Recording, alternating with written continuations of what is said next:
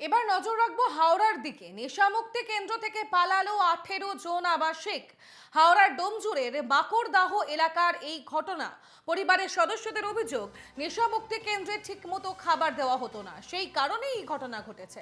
ঘটনাস্থলে ডোমজুড় থানার পুলিশ। ফের একবার জানিয়ে রাখবো, হাওড়ার ডোমজুড়ের এই ছবি। নেশামুক্তি কেন্দ্র থেকে পালালো 18 জন আবাসিক। হাওড়ার ডোমজুড়ের মাকড়দাহ এলাকার এই ঘটনা। পরিবারের সদস্যদের অভিযোগ, নেশামুক্তি কেন্দ্রে ঠিকমতো খাবার দেওয়া হতো না, সেই কারণেই এই ঘটনা ঘটেছে। ইতিমধ্যেই পৌঁছেছে ডোমজুড় থানার পুলিশ।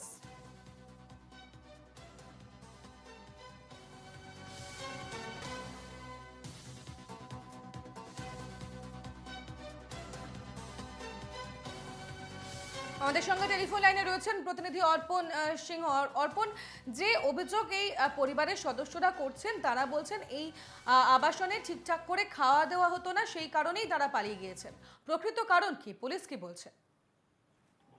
দেখো, পুলিশের তরফ থেকে সেরকম ভাবে এখনো পর্যন্ত মানে যেটা সূত্র মারফত জানা যাচ্ছে যে বেশ কিছুদিন ধরেই কোনো একটা গন্ডগোল হচ্ছিল এবং সেই মতোই কিন্তু গতকাল যে ঘটনা ঘটে রাতের দিকে, যে আবাসিকরা তারা পালিয়ে যান প্রায় 18 জনের মতন, এবং তাদের পরিবারের তরফ থেকে কিন্তু অভিযোগ করা হচ্ছিল যে তারা নাকি ঠিকঠাক খাওয়া দাওয়া পান না, বা তাদের বেশ কিছু তাদের সমস্যার সম্মুখীন হতে হচ্ছিল, এবং সেই মতোই কিন্তু তারা গতকাল পালিয়ে যান।